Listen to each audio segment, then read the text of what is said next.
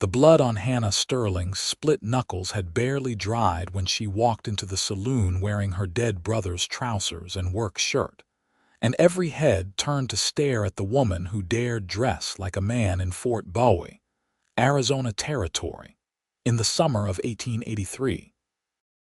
She kept her chin high as she made her way to the bar, ignoring the whispers that followed her like tumbleweeds in a dust storm.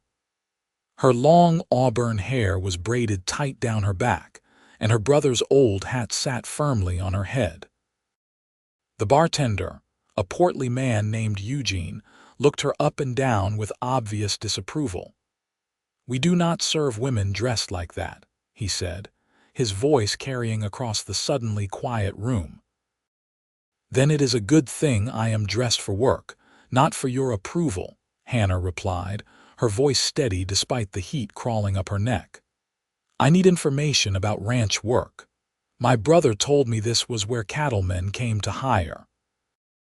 A woman in a garish purple dress laughed from one of the tables.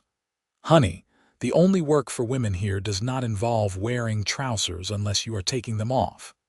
The room erupted in laughter, and Hannah felt her jaw tighten. She had buried her brother Thomas 3 weeks ago after a rattlesnake bite took him before the doctor could arrive at their small homestead. She was alone now, with a quarter section of land, 4 horses, and exactly $17 to her name. The cattle had scattered during a storm, and she needed help rounding them up before they were lost or stolen. "Seems to me practicality should not be a crime," a voice said from the corner, and the laughter died down. Hannah turned to see a man rise from a table near the back. He was tall, with sun-weathered skin and eyes the color of creek water after rain. His brown hair curled slightly at his collar, and he wore the practical clothes of a working cowboy, dusty from the trail. He moved with an easy confidence as he approached, his spurs jingling softly with each step. "Xander Quinn," he said, extending his hand to her. "I could not help but overhear you are looking for ranch help." Hannah studied him for a moment before shaking his hand. His grip was firm but not aggressive, and his eyes held no mockery. "Hannah Sterling.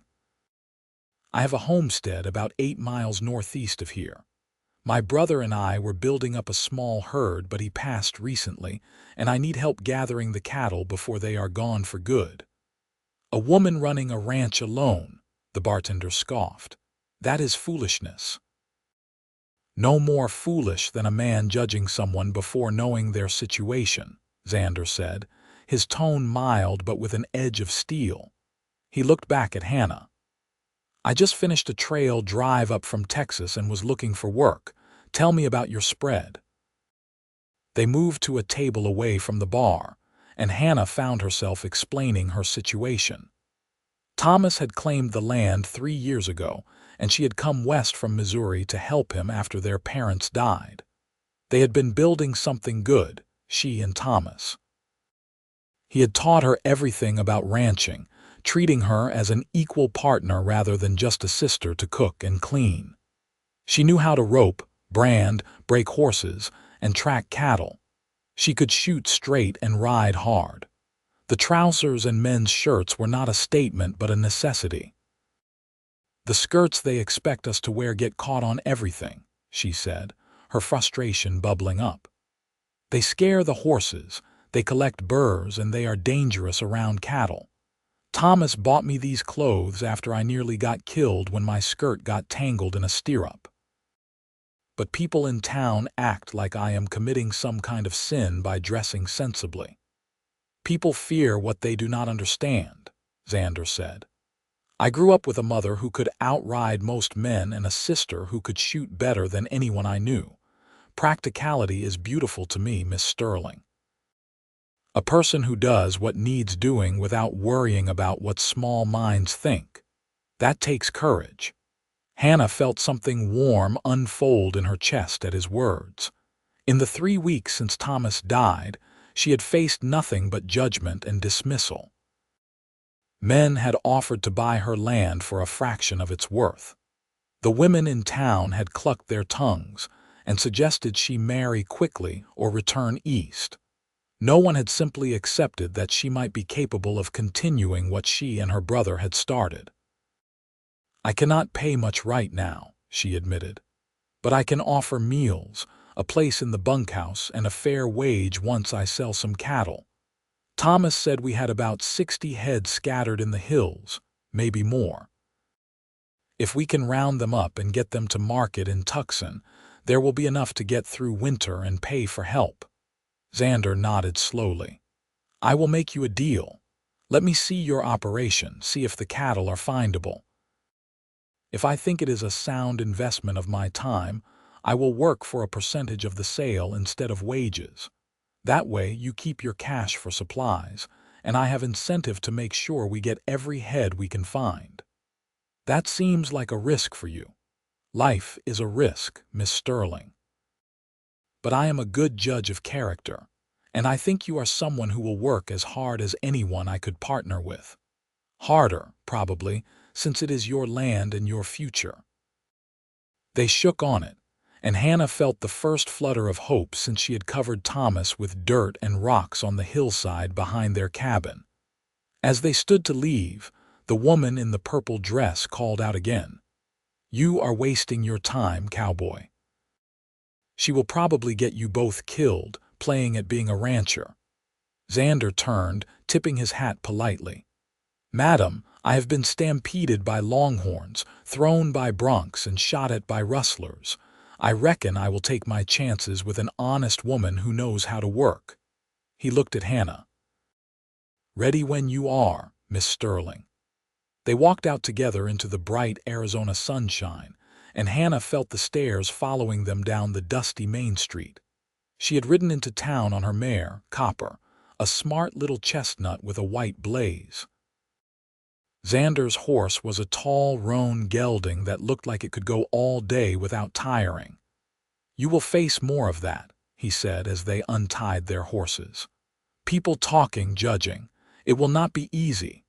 "Nothing worth doing is easy," Hannah replied, swinging into her saddle. "My brother used to say that every morning. I am not going to let his dream die just because I am a woman. We built something good out there, and I am going to keep building it." Xander mounted his horse and smiled at her, a real smile that reached his eyes. "Then let us go see what we are working with." The ride out to the homestead took them through rocky hills dotted with mesquite and cactus. The summer heat shimmered off the ground, and dust rose from their horses' hooves. Hannah pointed out landmarks as they rode, showing him where the water sources were, where the best grazing lay, and where she had last seen groups of cattle. "Thomas and I spent 2 years gathering these cattle," she explained as they rode. "Some we bought from ranchers culling their herds, some were mavericks we caught and branded. We were planning to buy more this fall, but then—" Her voice trailed off. "I am sorry about your brother," Xander said. "Losing family is the hardest thing." "You have family?" "Had a brother who died in the war back when I was just a kid. My father passed a few years after that. My mother and sister are back in Texas, running the family place. Smaller than what you are describing, but they make it work." "Is that why you understand?" Hannah asked. "Why you are not shocked by a woman in trousers?" "Partly," he admitted.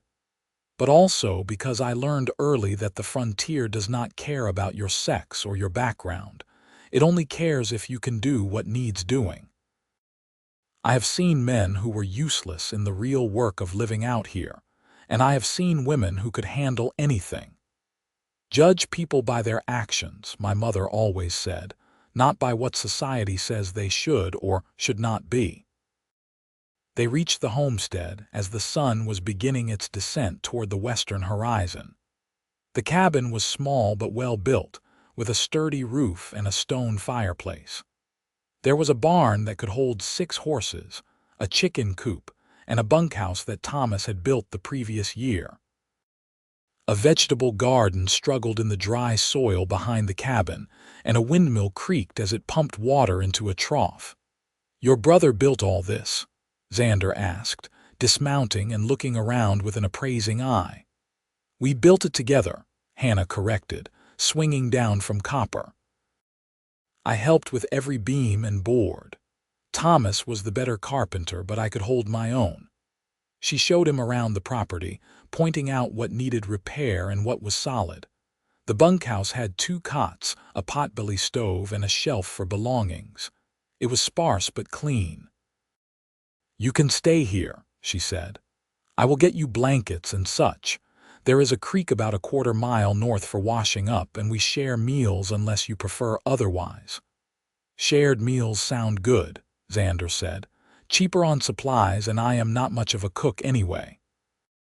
They tended to the horses together, and Hannah noticed that Xander worked with the quiet competence of someone who had done these tasks 1,000 times.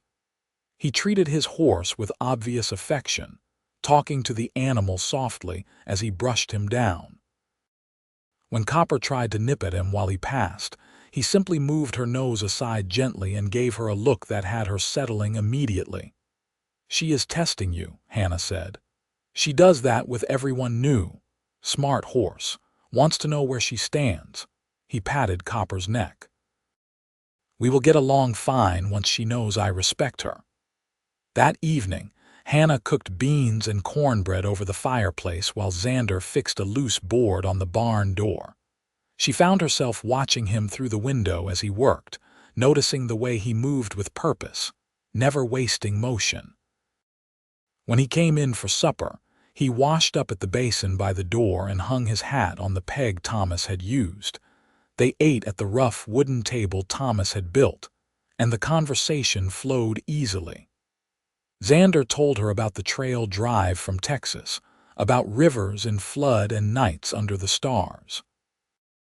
Hannah told him about Missouri, about coming west, about learning to love this harsh, beautiful land that killed as easily as it nurtured. "I never fit back home," she admitted. "I was too loud, too restless. My mother despaired of me ever becoming a proper lady. When Thomas wrote and asked if I wanted to come west, I jumped at the chance. Out here I could be myself." "And who is that?" Xander asked, genuine curiosity in his voice. Hannah thought about it. "Someone who wants to build something real. Someone who does not want to sit in a parlor doing needlework while life passes by. I want to work with my hands to see results from my effort. I want to be useful, not ornamental." "Then you are in the right place," Xander said. "The frontier needs useful people." Over the next several days, they worked from dawn until dusk, riding out to search for cattle. Xander proved to be everything he had claimed. He could read sign like a book, tracking the cattle through terrain that looked empty to Hannah's eyes. He found water sources she had not known existed and showed her tricks for moving stubborn cattle out of thick brush. They found the cattle in scattered groups, some with Hannah's and Thomas's brand, some that were mavericks they could legally claim. Working together, they slowly pushed the animals back toward the better grazing near the homestead, holding them there while they searched for more. It was hard, hot work. Hannah's hands developed new blisters on top of old calluses. Her legs ached from long hours in the saddle. But she felt alive in a way she had not since Thomas died. Xander never treated her as less capable. When she suggested a strategy, he listened. When he had a better idea, he explained why without condescension. They were partners in the truest sense. One evening, after they had brought in a particularly stubborn group of 8 cattle from a canyon, they sat on the porch of the cabin watching the sun set. Both were exhausted, dirty, and satisfied with the day's work. "We are up to 43 head," Xander said, tallying their count. "That is good progress. I think there are more to the northwest, up in the higher country, but we will need supplies for a longer search, few days camping out." "We can go into town tomorrow," Hannah said. "I need to get flour and coffee anyway." Xander was quiet for a moment. "You know there will be talk about us working together, living out here. Let them talk." Hannah's voice was firm. "We are doing nothing wrong. I know that and you know that, but small minds will make it into something it is not. Hannah looked at him in the fading light. Does it bother you? The potential talk. Not for my sake, he said. I have been talked about before and will be again, but I would not want to damage your reputation. My reputation was damaged the moment I put on trousers and refused to sell my land, Hannah said. I stopped caring what the town thinks the day they offered me a pittance for what Thomas and I built. All I care about is saving this ranch. They went into Fort Bowie the next morning with a list of supplies. The general store was run by a thin man named Albert Prout, who had always been civil to Hannah, if not warm. His wife, Margaret, helped in the store and had very definite opinions about proper behavior. Margaret's eyes widened when she saw Hannah walk in with Xander. Hannah Sterling, people are talking about you having a man living out at your place unchaperoned. Good morning to you too, Margaret, Hannah said evenly. She handed her list to Albert. I need these supplies, please. It is unseemly, Margaret continued, her voice rising. A single woman alone with a strange man. What would your brother think? My brother would think I was doing what needed doing to save our ranch, Hannah replied, feeling her temper rise. And Mr. Quinn is not a strange man. He is a hired hand helping me gather my cattle. There are proper ways to do things, Margaret insisted.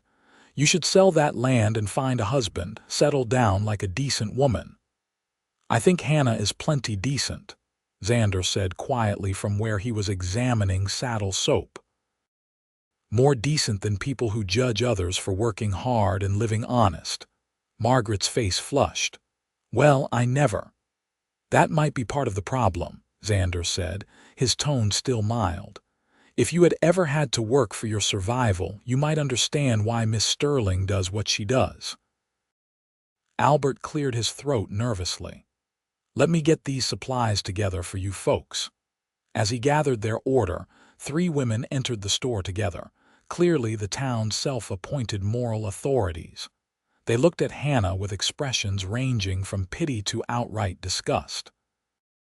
Poor thing, one of them said, not even lowering her voice. She has lost all sense of decency, wearing men's clothes, living in sin with that cowboy. Hannah felt something inside her snap. She turned to face the women directly. I am standing right here, Mrs. Patterson. If you have something to say it to me. The woman, a stern-faced matron in her 50s, drew herself up. Very well. You are a disgrace to respectable women everywhere. Your behavior is scandalous. You dress like a man, you refuse to accept your proper place, and now you are living alone with a strange man. You should be ashamed. The only thing I am ashamed of, Hannah said, her voice shaking with anger, is that women like you care more about appearances than substance. I am trying to survive, to honor my brother's memory by continuing the work we started together. These clothes allow me to do that work safely. Mr. Quinn is helping me save my ranch, nothing more and nothing less. If you choose to see sin in honest work, that is your failing, not mine. How dare you speak to me that way, Mrs. Patterson sputtered. How dare you judge me without knowing anything about my situation, Hannah shot back. She turned to Albert. Are my supplies ready? Albert nodded quickly, clearly wanting the confrontation to end. Hannah paid for the supplies and she and Xander loaded everything onto their packhorse in tense silence. As they were preparing to leave, the sheriff, a reasonable man named Tom Crawford, walked over. Hannah, he said, tipping his hat. Heard there was some trouble in the store. No trouble, Sheriff, Hannah said tiredly. Just the usual judgment from people who think they know better than I do how I should live my life. Crawford nodded slowly. I will be straight with you. There has been talk. Some people are concerned about your living situation. Are you concerned, Sheriff? Xander asked. Me? No. I think Hannah is doing what she needs to do, and I think she is smart enough to hire help when she needs it. but I wanted to warn you both that the talk is getting louder. Just be aware." "We appreciate the warning," Hannah said. "But it does not change anything. We have work to do." They rode out of town in silence, both lost in their own thoughts. About halfway home, Xander finally spoke. "I could sleep in the barn instead of the bunkhouse. Make it more obvious that we are being proper." "You will do no such thing," Hannah said firmly. "The bunkhouse exists for exactly this purpose.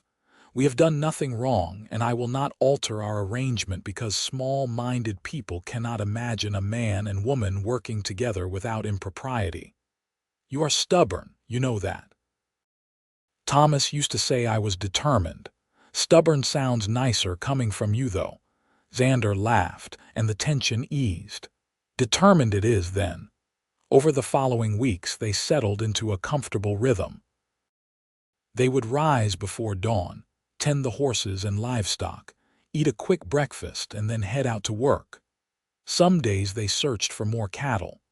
Other days they repaired fencing, worked on the barn, or tended to the 100 other tasks that a ranch required. Hannah found herself noticing things about Xander. The way he hummed while he worked. The gentleness with which he handled the horses, even the difficult ones.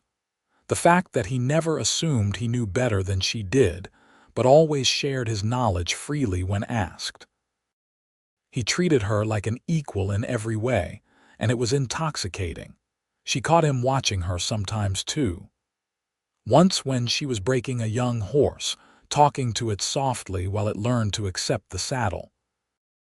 Another time when she was on the roof of the barn, replacing shingles, moving with the same confidence she did on the ground. His expression in those moments was hard to read, but it made something flutter in her chest. One evening, after a particularly long day, they sat on the porch again.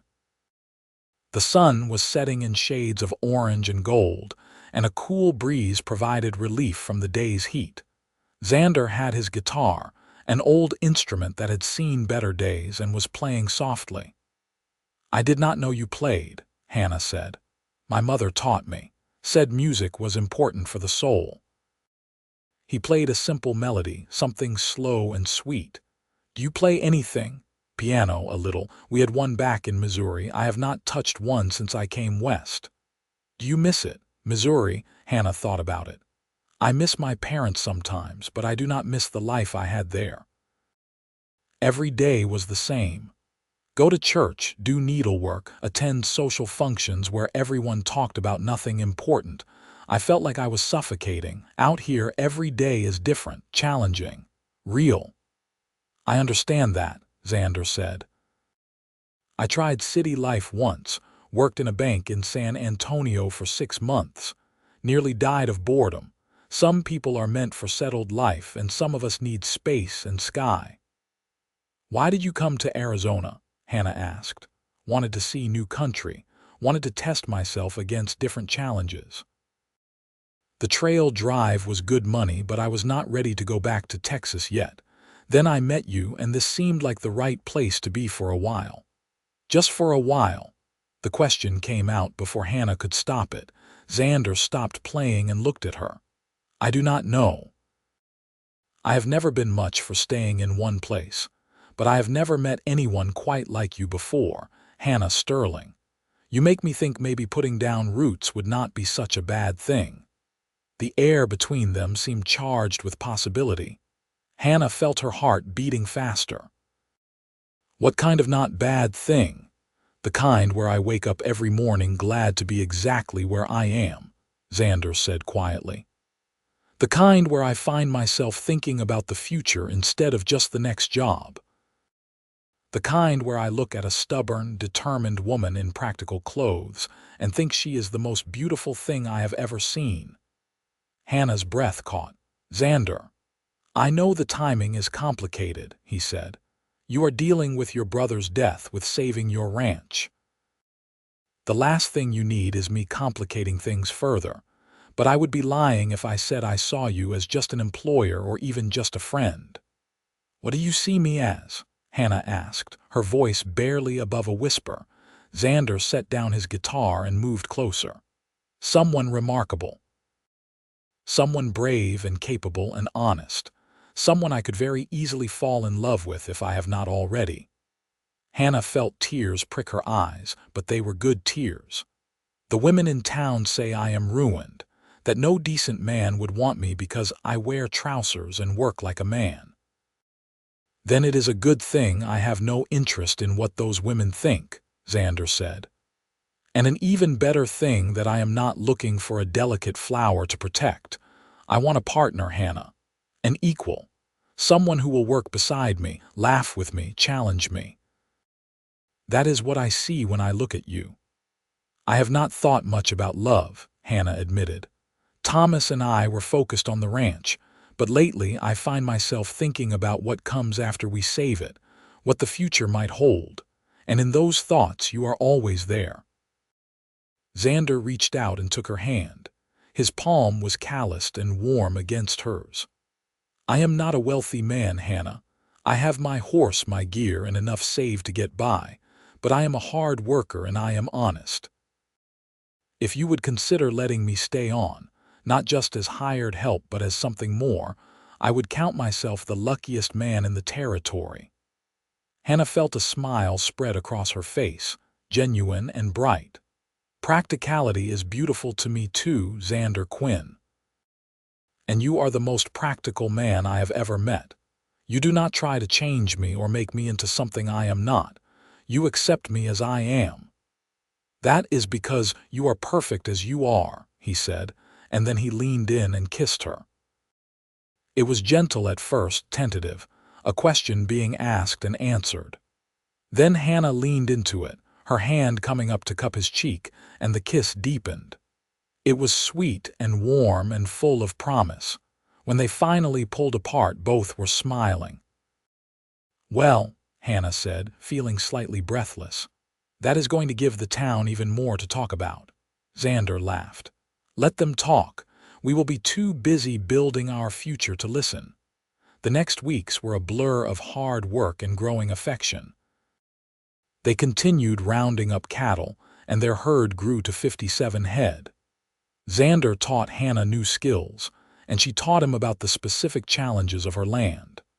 They talked for hours about everything and nothing, and every conversation felt important. They were careful in town, maintaining proper distance to avoid giving ammunition to the gossips.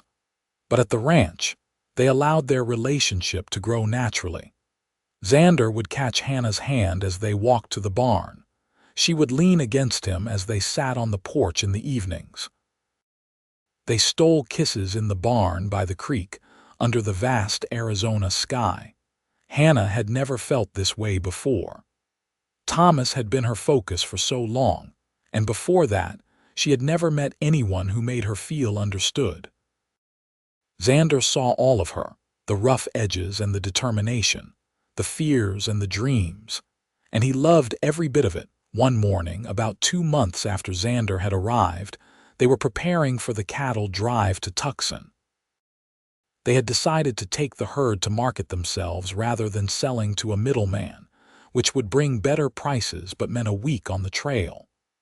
We should hire another hand or two for the drive, Xander said as they sorted through their gear. 2 people can manage 57 head, but it would be easier with help. I know a couple of men who might be willing, Hannah said. Ranch hands who worked for the Johnson spread before it was sold.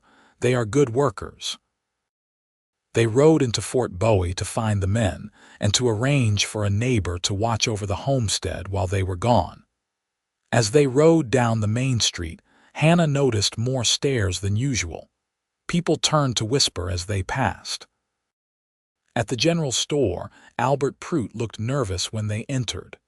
Hannah, Xander, good to see you.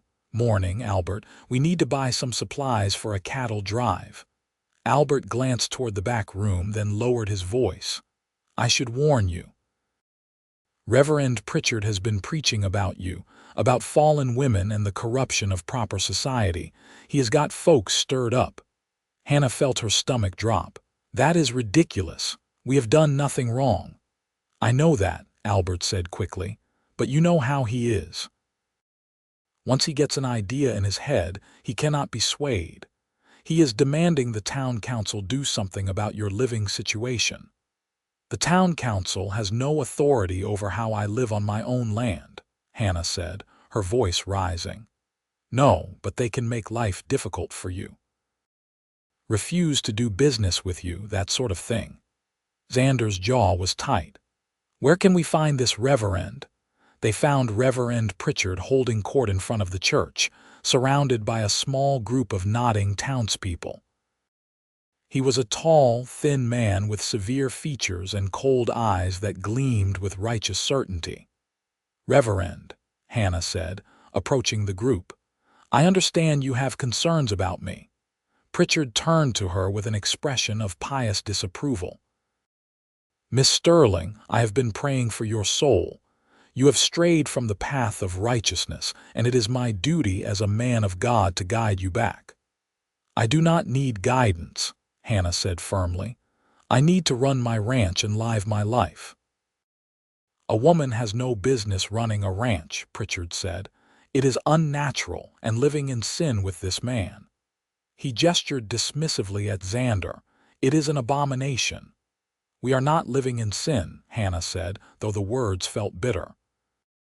She and Xander had been completely proper, despite their growing feelings. He is my employee, nothing more. Even if that were true, which I doubt, your mode of dress is an offense to God and decent people everywhere, Pritchard continued. Deuteronomy clearly states that a woman shall not wear that which pertains to a man. Deuteronomy also has rules about not wearing mixed fabrics and not eating shellfish, Xander said quietly. Seems to me you pick and choose which rules to follow based on your own prejudices rather than any real moral authority. Pritchard's face flushed red. How dare you question Scripture? I am not questioning Scripture, Xander said. I am questioning your interpretation of it and your right to force that interpretation on others. Hannah is a good, honest woman doing honest work. If your God has a problem with that, then your God is smaller than I thought. The crowd gasped at his words, and Pritchard looked apoplectic. You will both burn in hellfire for your sins. If hell is full of people like you, I would rather take my chances elsewhere, Hannah said. She turned to the crowd. I have lived in this town for 3 years. I have been honest in my dealings, paid my debts, and helped my neighbors when they needed it. But because I choose to dress practically and work hard, you condemn me. Because I refuse to sell my land and become dependent on some man, you call me sinful. Well, I reject your judgment, all of you. My land is my own, my life is my own, and I will live it as I see fit. She turned and walked away, Xander at her side. Behind them, the crowd erupted in argument, some defending the reverend, others questioning his harsh stance. They did not look back. That might have made things worse, Xander said once they were out of earshot. I do not care anymore, Hannah said, and she realized it was true. I spent my whole life trying to fit into boxes other people made for me. I am done. If they want to hate me for being myself, let them. I would rather be hated for who I am than loved for who I am not. They found the 2 ranch hands, brothers named Paul and David Sutton, who agreed to help with the drive for fair wages. Both men had worked cattle all their lives and asked no questions about Hannah's clothes or her relationship with Xander.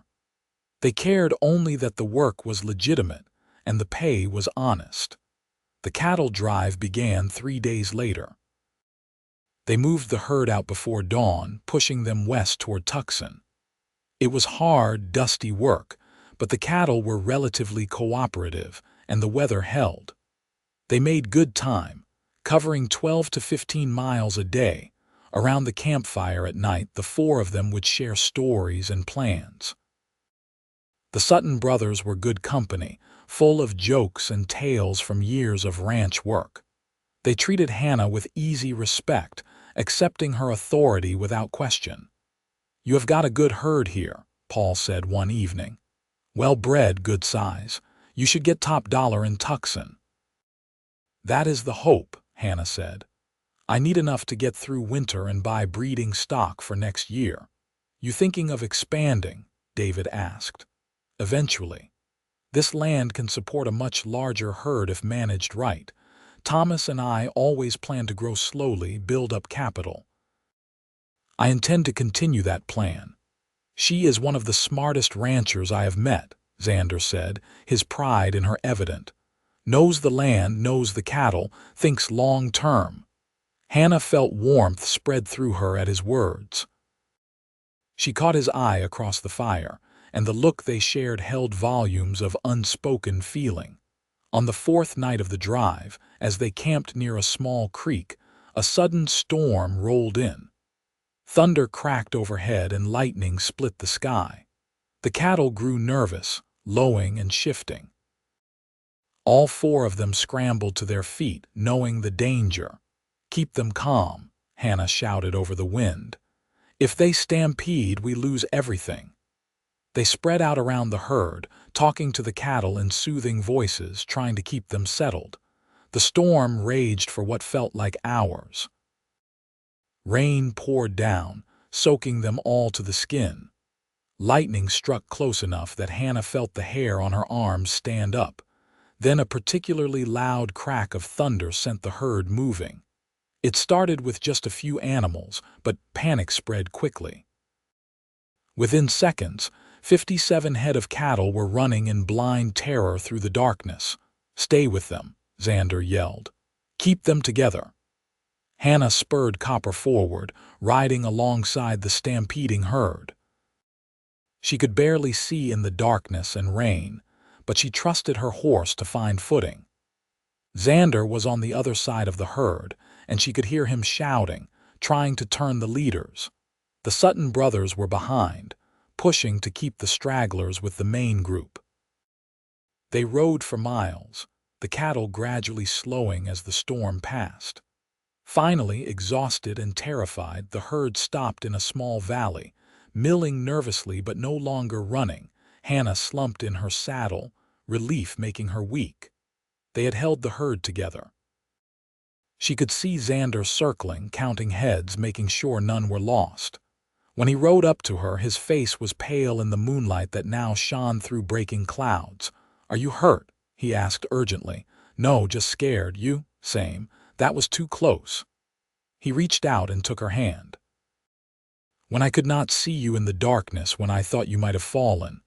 "But I did not," Hannah said firmly. "I am fine. We are all fine, and we kept the herd." They made camp in the valley, too exhausted to push any further. As the others saw to the cattle and horses, Xander pulled Hannah aside. "I need to say something," he said. "When I thought I might lose you tonight, I realized I could not wait any longer." He dropped to one knee in the muddy ground, still holding her hand.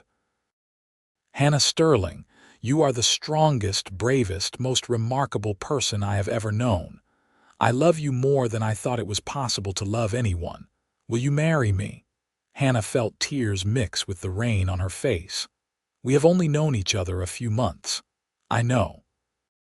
And if you want to wait, if you need more time, I will wait as long as you need. But I wanted you to know where I stand. I want to build a life with you, a real partnership. I want to grow old with you on that ranch, raising cattle and children and making something that lasts." "Children?" Hannah asked, her heart racing. "If you want them, or not. Whatever you want, Hannah, I just want to be with you." Hannah pulled him to his feet and kissed him, pouring all her fear and relief and love into it. When they broke apart, she was smiling through her tears. "Yes, yes, I will marry you. I love you, Xander Quinn.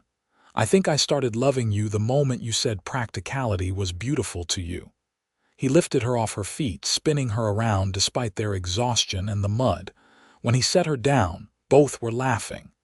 "We are getting married," Hannah said wonderingly. "The town is going to have a fit. Let them. We will have each other, and that is all that matters." They delivered the cattle to Tucson 2 days later, and Hannah got her top dollar, just as Paul had predicted.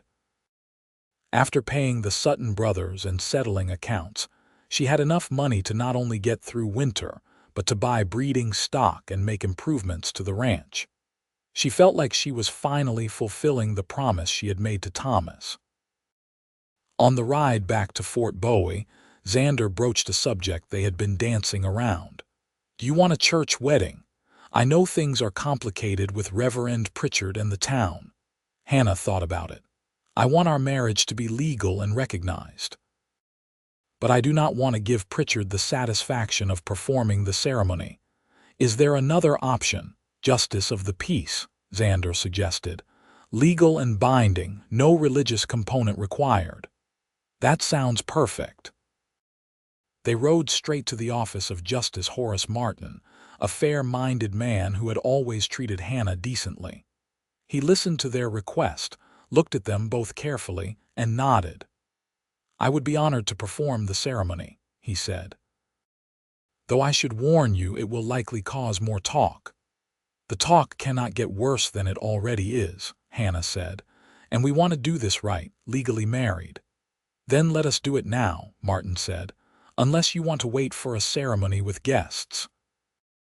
Hannah and Xander looked at each other. "Now," they said together. Justice Martin smiled and called in his clerk and housekeeper to serve as witnesses. The ceremony was brief and simple, with no frills or flourishes. But when Xander slipped a simple gold band onto Hannah's finger, a ring he had bought in Tucson with his share of the cattle money, her heart felt so full she thought it might burst. "I now pronounce you husband and wife," Martin said. "Mr. Quinn, you may kiss your bride." And he did, a sweet, tender kiss that held all the promise of their future together. They filed the marriage certificate and rode out of town as the sun was setting, husband and wife, partners in every sense of the word. They spent their wedding night at the ranch, in the cabin that was now truly their home. Xander carried her over the threshold, making her laugh, and then he set her down gently and cupped her face in his hands. "Thank you," he said seriously, "for taking a chance on a drifting cowboy. For letting me be part of your dream." "Thank you for seeing me," Hannah replied, "for understanding that practical can be beautiful, for loving me as I am." They came together with joy and tenderness, celebrating their union and their love. In the morning, they woke in each other's arms, and Hannah felt a contentment she had never known before. She had her land, her ranch, and now she had a partner who saw her as an equal. The town's reaction to their marriage was predictably mixed. Reverend Pritchard preached a fiery sermon about the mockery of sacred institutions. Some of the town matrons clutched their pearls and spoke in hushed tones about the scandal. But others, particularly some of the younger women and the working men who understood the value of honest labor, congratulated them warmly. Sheriff Crawford stopped by the ranch a week after the wedding. "Just wanted to check in," he said. "Make sure everything was above board." "We have our marriage certificate," Hannah said, showing him the official document. "Performed by Justice Martin, all legal and proper." Crawford nodded. "I figured as much. You two are good people. Not everyone in town thinks you are doing wrong, you know. Some of us think you are doing exactly right, living your lives the way you see fit." "Thank you, Sheriff," Xander said. "That means more than you might think." As autumn arrived, painting the Arizona landscape in golds and browns, Hannah and Xander settled into married life. They worked side by side every day, building up the ranch that now belonged to both of them. Xander proved to be as good a partner in life as he had been in work, sharing decisions, listening to Hannah's ideas, and contributing his own. They bought 20 more head of breeding cattle and 2 good bulls. They repaired the barn and expanded the chicken coop. They built a proper fence around the garden and planted trees that would, in time, provide shade and fruit. Every improvement felt like a promise kept to Thomas, and a step toward their own future. In November, Hannah realized her monthly courses had not come. She waited another week, then another, before finally mentioning it to Xander one evening as they were cleaning up after supper. "I think I might be with child," she said quietly. Xander dropped the plate he was drying. It clattered on the table but did not break. "You think? Are you sure?" "Not entirely. But all the signs point that way. I am never late, and I have been feeling strange in the mornings." Xander's face split into a huge grin. "A baby! Hannah, we are going to have a baby." He picked her up and spun her around just as he had on the night he proposed. Hannah laughed, her own joy matching his. "We should see the doctor to be sure, but yes, I think so." Dr. Morrison confirmed it a week later. Hannah was indeed pregnant, probably about 2 months along, which meant the baby would arrive in late spring or early summer. The doctor, a kindly man in his 60s, congratulated them warmly. "You are strong and healthy, Mrs. Quinn," he said. "I see no reason why you should not have a perfectly normal pregnancy and delivery, though you will need to take some precautions. No heavy lifting in the later months, plenty of rest, good nutrition." "I run a ranch," Hannah said. "I cannot just stop working." "I am not suggesting you stop working," Morrison said patiently. "Just that you be smart about it. Let your husband take on the heavier tasks. Pace yourself. Listen to your body." Over the winter months, Hannah and Xander adjusted to the reality of the coming baby. Xander took on more of the heavy work without making a fuss about it, and Hannah found herself grateful for his help. She still worked every day, but she was careful not to overdo it. They transformed the second room of the cabin, which had been Thomas's room and then storage, into a nursery. Xander built a cradle from wood he had seasoned himself, carving delicate designs into the headboard. Hannah sewed blankets and tiny clothes, working by lamplight in the evenings while Xander read aloud to her or played his guitar. "What do you hope for?" she asked him one night. "A boy or a girl?" "Healthy," Xander said immediately. "That is all that matters. Though if it is a girl, I hope she is as strong and determined as her mother. And if it is a boy, I hope he has his mother's courage." "You do not want him to be like you. I want him to be like both of us," Xander said. "The best parts of both of us. Someone who is brave and kind, practical and dreaming, strong enough to work hard and wise enough to know what matters." Spring arrived with wildflowers blooming across the range and the cattle producing healthy calves. The ranch was thriving under their joint care. They had paid off all their debts and had money in the bank. The future looked bright. In early June, as the summer heat was just beginning to assert itself, Hannah's labor began. Xander rode into town at breakneck speed to fetch Dr. Morrison and the midwife, a capable woman named Sarah Chen, who had delivered half the babies in the territory. The labor was long and difficult. Hannah had always been strong, but childbirth was a challenge unlike any she had faced. Xander stayed by her side the entire time, holding her hand, wiping her brow, encouraging her. When she wanted to give up, exhausted beyond bearing, he reminded her that she was the strongest person he knew. "You can do this," he said firmly. "You have broken horses, gathered cattle, built a ranch from nothing. You can do this." And she did. As the sun rose on a beautiful June morning in 1884, their son was born. He came into the world squalling and red-faced, perfect in every way. Dr. Morrison checked him over and pronounced him healthy, then placed the baby in Hannah's arms. "He is beautiful," she whispered, tears streaming down her face. "He is perfect," Xander agreed, his own eyes wet, "just like his mother." They named him Thomas Xander Quinn, after Hannah's brother and his father. Little Thomas had his mother's auburn hair and his father's green eyes, and from the moment he was born, he was loved beyond measure. The first months of parenthood were exhausting and joyful in equal measure. Thomas was a good baby, healthy and strong, but he required constant attention. Hannah and Xander took turns with night feedings and diaper changes, supporting each other through the sleepless nights and overwhelming love. Hannah had worried that motherhood might somehow diminish her, force her back into the traditional role she had always resisted. But Xander never expected that. He was a full partner in parenting, changing diapers and soothing cries without complaint. And when Thomas was a few months old and Hannah was ready to get back to ranch work, Xander supported that too. "He can come with us," Xander said, fashioning a sling that would hold the baby against his chest. "Plenty of ranch babies grow up in the saddle. He will be fine." So Thomas Quinn grew up surrounded by the sights and sounds of the ranch. He learned to sleep through cattle lowing and horses neighing. He felt the sun on his face and the wind in his hair. And he was always loved. When Thomas was 6 months old, they received unexpected visitors.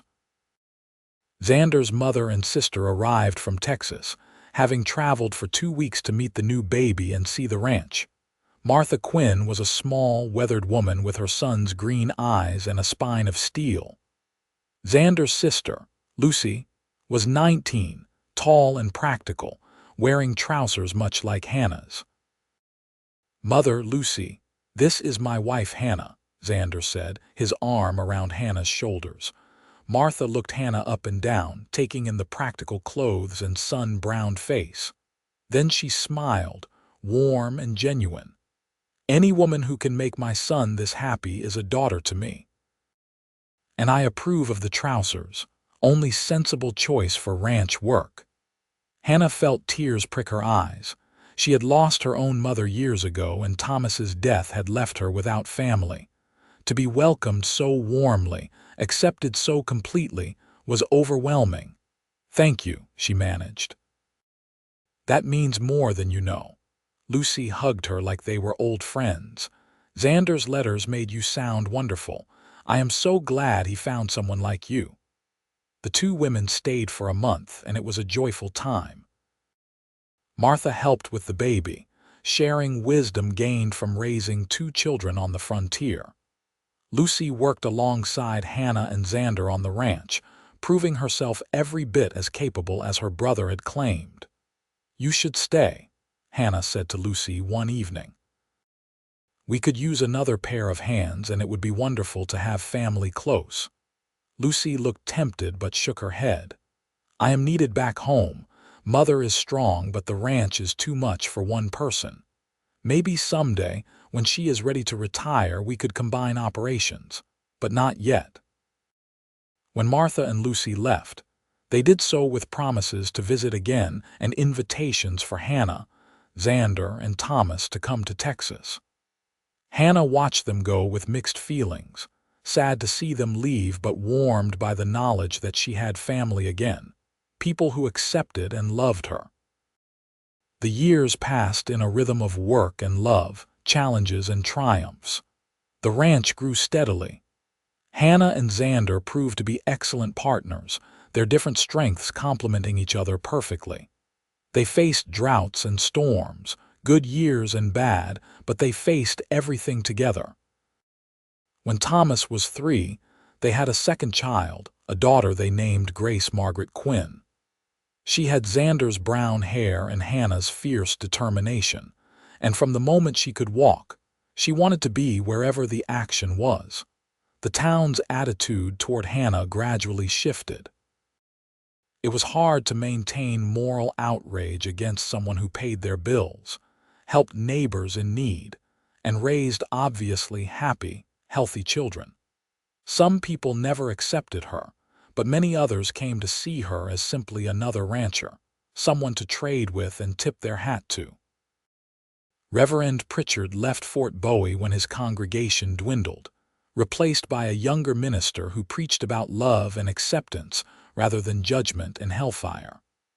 More women in town began wearing practical clothes for their work, citing Hannah's example. Change came slowly to the frontier, but it came.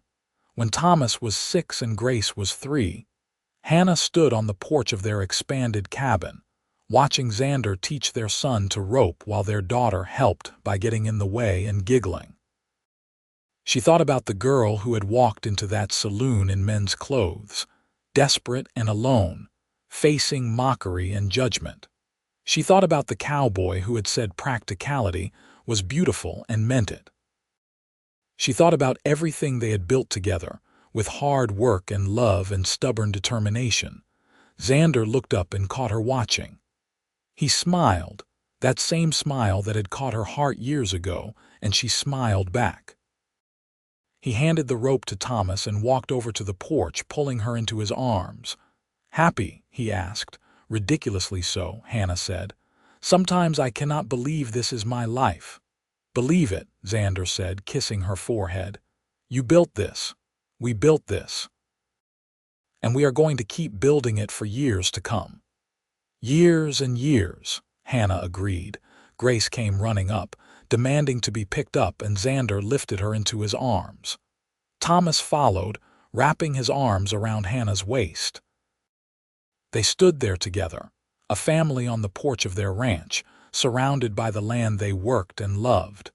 The sun was setting over the Arizona territory, painting the sky in brilliant shades of orange and gold. In the distance, cattle grazed peacefully. The windmill creaked as it pumped water. Chickens settled in for the night with soft clucking sounds. Everything was peaceful. Everything was right. Hannah had found what she had been searching for when she came west all those years ago. She had found a place where she could be herself, work she loved, and a partner who saw her clearly and loved what he saw. She had built something real and lasting, something that would continue long after she was gone. Thomas would inherit the ranch someday, and maybe Grace would too, or maybe she would carve out her own path. Either way, they would know that they came from strong stock, from parents who had faced judgment and hardship and had chosen love and partnership over conformity and ease. As the stars began to appear in the darkening sky, the Quinn family went inside for supper. There was laughter around the table, talk of the day's work and plans for tomorrow. There was love in every word and gesture, the kind of love that had been forged through shared struggle and mutual respect. That night, after the children were asleep and the house was quiet, Hannah and Xander sat on the porch one last time, holding hands in the darkness. The night air was cool and sweet, carrying the scent of sage and desert flowers. "You ever regret it?" Hannah asked. "Giving up your wandering life to settle here? Not for a single moment," Xander said firmly. "I was searching for something all those years, and I found it with you. Home is not a place, Hannah. It is a person. You are my home." "And you are mine," Hannah said softly. They sat in comfortable silence, two people who had found exactly what they needed in each other. The girl who wore men's clothes and the cowboy who saw beauty in practicality. Two strong people who had built a life and a love that would endure. In the years that followed, the ranch continued to prosper. Thomas grew into a fine young man, inheriting his parents' work ethic and love for the land. Grace grew up wild and free, learning to ride and rope as well as any boy, never doubting that she could do anything she set her mind to. Hannah and Xander grew old together, their hair turning gray, their faces creasing with laugh lines and wrinkles earned from years under the sun. But their love never faded. If anything, it grew stronger with each passing year, deepened by shared memories and mutual respect. When Martha Quinn finally retired from ranching in Texas, Lucy came to Arizona territory as they had once discussed. She brought her own herd and expertise, and together the siblings expanded the ranch even further. Lucy never married, content with her work and her family, a reminder that there were many ways to build a fulfilling life. Hannah watched her children grow and eventually marry, bringing new partners into the family. Thomas married a schoolteacher from Tucson, a smart woman who loved books as much as he loved cattle. They gave Hannah and Xander 3 grandchildren, all of whom grew up playing on the ranch. Grace married a blacksmith from Fort Bowie, a kind man who supported her desire to continue working on the ranch even after marriage. They had 2 children and built a house on a corner of the property, close enough to help but far enough for independence. As Hannah grew older, she often thought about the journey that had brought her to this place. The girl in Missouri who felt suffocated by expectations. The desperate woman in the saloon facing mockery and judgment. The partnership that had grown into love. The family they had built together. She thought about Xander's words that first day, words that had changed everything. Practicality is beautiful to me. Such a simple statement, but it had held so much meaning. He had seen past the surface to the person beneath, had valued substance over appearance, capability over convention. On a warm spring day in 1910, Hannah and Xander celebrated their 27th wedding anniversary. Their children and grandchildren gathered at the ranch for a party. There was food and music and laughter. The ranch that Hannah and Thomas had started so many years ago now sprawled across several thousand acres, supporting 3 generations of family. As the sun set and the younger folks danced to fiddle music, Hannah and Xander sat together on the porch, holding hands as they always did. Both were in their 60s now, their bodies bearing the marks of hard work and good living, but their eyes were still bright, their love still strong. "You know what I am most proud of?" Hannah asked suddenly. "What? That we did it together, every bit of it. You never tried to take over or push me aside. We were always partners, always equals. That is the legacy I want to leave, more than the land or the cattle. The example of 2 people who loved and respected each other enough to build something real." Xander squeezed her hand. "That is the legacy we are leaving. Look at our children, our grandchildren. They all know that love means partnership, that strength comes in many forms, that people should be judged by their actions and their character. We taught them that by living it. You think we changed anything?" Hannah asked. "In the bigger world, I mean. Did it matter that I wore trousers and ran a ranch? It mattered to every woman who saw you and thought maybe she could do something different too," Xander said. "It mattered to every man who learned that women are not delicate flowers to be protected, but people to be respected.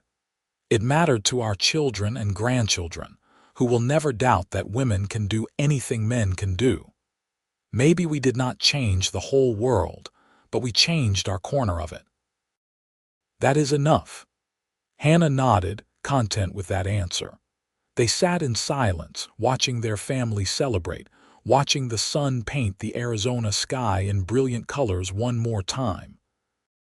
The ranch spread out before them, thriving and beautiful, a testament to years of hard work and unwavering partnership. As the stars began to appear and the music played on, Hannah leaned her head on Xander's shoulder. "Thank you," she whispered, "for seeing me, for loving me, for building this life with me." "Thank you for letting me," Xander replied, kissing the top of her head. "You made me better than I ever would have been alone. You gave me purpose and home and love. I am the luckiest man who ever lived." They sat there together as the night deepened, 2 people who had defied convention and built something beautiful in its place. They had faced mockery and judgment, drought and hardship, but they had faced it all together. And in the end, they had won. Their love had started with a simple statement about practicality and beauty. It had grown through shared work and mutual respect. It had deepened with children and grandchildren, with years of laughter and tears, with thousands of sunrises and sunsets watched from this very porch. It was not a perfect love, because perfect love does not exist outside of fairy tales. It was a real love, built on honesty and communication, on compromise and support, on seeing each other clearly and choosing each other every single day. It was the kind of love that lasts because it is rooted in friendship and respect as much as passion and romance. As the years continued to pass, Hannah and Xander remained active on the ranch as long as they were able. They taught their grandchildren to ride and rope, to respect the land and the animals, to work hard and love fiercely.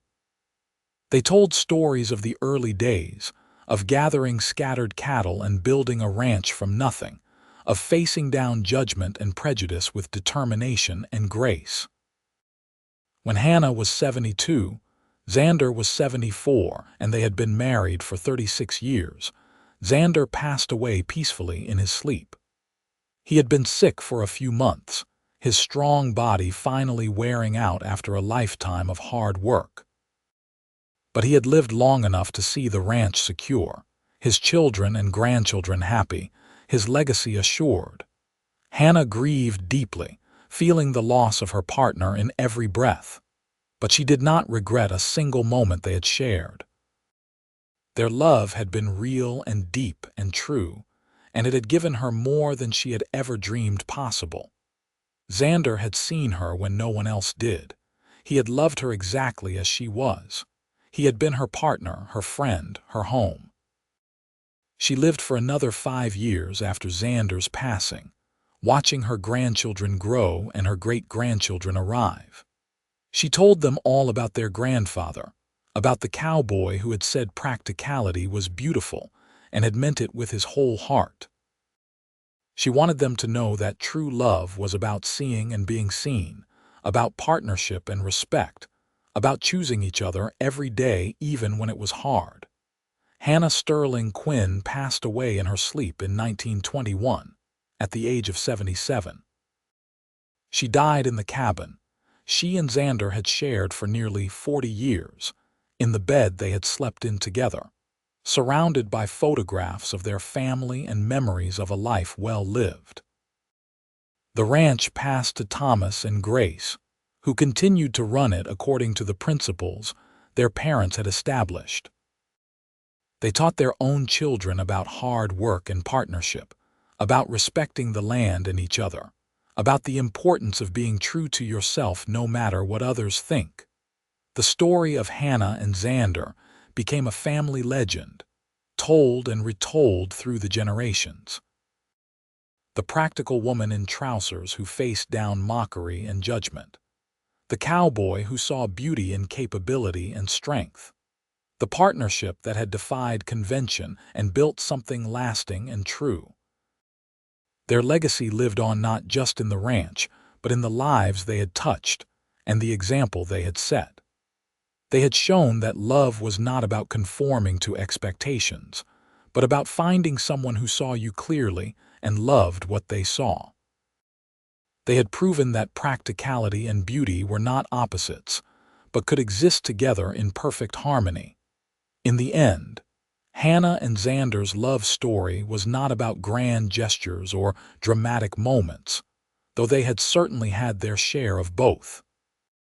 It was about the quiet, steady choice to be partners in every sense of the word. To work side by side, to support each other's dreams, to build a life based on mutual respect and genuine affection. It was about a man who looked at a woman in men's clothes and saw not scandal but sensibility, not defiance but practicality. Who understood that real beauty lay not in conforming to expectations, but in being fully, authentically yourself. It was about a woman who refused to let others define her, who built a life on her own terms, who found a partner who enhanced her strength rather than trying to diminish it.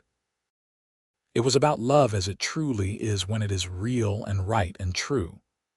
A partnership of equals, a meeting of minds and hearts, a choice made and remade every single day to stand together against whatever the world might bring. And in the end, that was the most beautiful thing of all.